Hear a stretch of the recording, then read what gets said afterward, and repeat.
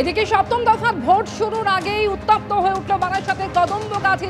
রক্ত ঝরল সেখানে, যেখানে বিজেপির বুথ সভাপতির মেয়ের মেরে মাথা ফাটিয়ে দেওয়া হয়েছে, এমনটাই অভিযোগ উঠছে। ওই নাবালিকাকে ইতিমধ্যেই হাসপাতালে ভর্তি করা হয়েছে। বারাসাত লোকসভা কেন্দ্রের অন্তর্গত কদম্বগাছি, সেখানেও সকাল থেকে উত্তেজনার খবর। ভোট শুরুর আগেই সেখানে রক্ত ঝরল।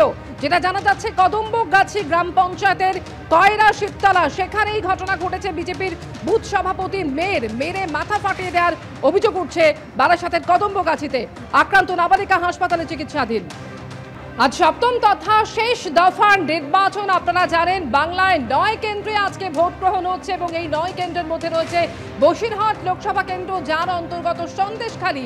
আর সেই সন্দেশখালী ভোটের আগের রাত থেকে উত্তপ্ত হয়ে উঠল, যেখানে একদিকে পুলিশি টহল চলার সময় পুলিশের উপর হামলার অভিযোগ উঠছে, পাশাপাশি বিজেপি পাল্টা অভিযোগ তুলছে যে পুলিশের ছদ্মবেশে তৃণমূল বাড়ি বাড়ি গিয়ে হুমকি দিচ্ছে।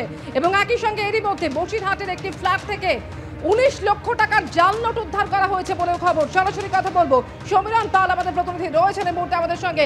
সমীরণ, একদিকে সন্দেশখালী গতকাল রাত থেকে উত্তপ্ত, আর এরই মধ্যে বসিরহাটের একটি ফ্ল্যাট থেকে উদ্ধার হলো 19 লক্ষ টাকার জাল নোট। কি খবর সমীরণ?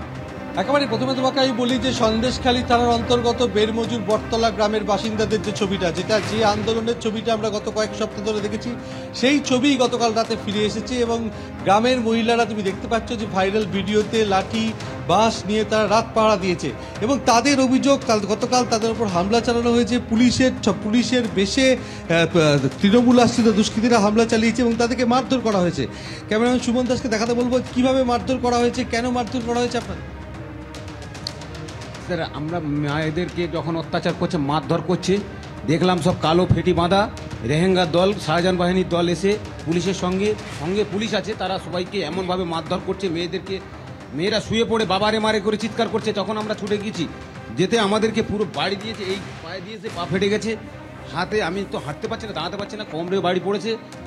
ওইভাবে গড়াগড়ি খেতে খেতে আমরা মাঠের দিকে চলে যাই। মাঠে ওইভাবে ঝাঁপ দিয়ে গেছে। পুলিশের কি কর্তব্য? পুলিশ কি বুট পরা ভাবে মাঠে যেতে পারে? সব কালো কাপড় বাঁধা। গ্রামের বেশ কয়েকজনকে মারধর করা হয়েছে এবং তারা আপনাকে কিভাবে গাড়ি হয়ে যাওয়ার পরে উনি দেখতে গেছে, অসুস্থ লোক, মানে যন্ত্রণা পেটে তো মানে ক্যান্সার টাইপ আছে, মানে উনি বলে কে কেঁচাকেচি হচ্ছে, একটু দেখতে যাই বলে উনি দেখতে গেছে। গিয়ে দেখতে গেছে আস্তে আস্তে হাঁটতে পারে, খুব আস্তে আস্তে হাঁটে, আস্তে আস্তে হাঁটছে, আস্তে বলছে এই শালাকে ধরে বাড়ি যাবে। অর্থাৎ তুমি দেখতে পাচ্ছ যে কিভাবে গ্রামবাসীদেরকে মারধর করেছে। কেন মারধর করা হলো জানার চেষ্টা করো। আপনারা তো আন্দোলন করেছিলেন এবং কি কারণে মারধর? কিছু গুন্ডা বাহিনী চারজন বাইকে করে চেপে কাছারিঘাট দিয়ে গেছে, গিয়ে একটা মায়ের পুরো বুকের কাপড় টেনে যেই ধরেছে, তখন সব ছেলে মেয়েরা সব তাড়িয়ে কেন হামলা চালানো? আজকে ভোট দিতে যাবো না, দিতে যাবে না বলে আজকে টিএমসি বাহিনী এই সব করছে, সব যাতে না যেন বিজেপি, আমরা বিজেপি করি বলে না, যে সাথে আছে বলে যাতে পুলিশ আছে। 5 মিনিট হয়নি, বটতলায় যেই আমাদের শঙ্খ উলুধ্বনি দিয়ে ঝাঁটা লাঠি নিয়ে যাই আমরা কাঁড়ি হয়েছি যে কাউকে কেন ঢুকতে দেবো না, কালকে শান্তিবাজারকে ভোট দেবো। এই শান্তিবাজারকে ভোট দিতে পারবো না বলে আমাদের এই মারধর। পুলিশের পক্ষ থেকে বলা হচ্ছে পুলিশ টহল দিতে গ্রামে এসেছিল, সেই সময় পুলিশের উপর হামলা চালিয়েছে, 2 পুলিশ কর্মী জখম হয়েছে। মিথ্যে কথা বলছে মমতার পুলিশ, মিথ্যাবাদী, রাজ্যের পুলিশ মিথ্যাবাদী কথা বলছে।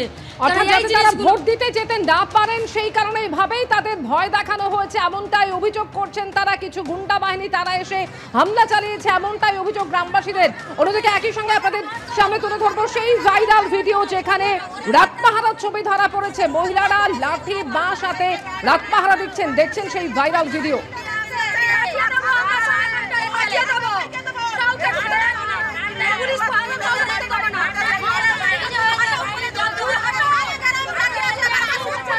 বাড়িতে ছিলাম সেই মুহূর্তে কজন সিভিক পুলিশ তোরা ছদ্মবেশে মমতার পুলিশ সব এসে ছেলেদের তুলছে, আতঙ্কে সব ছেলেদের তুলছে।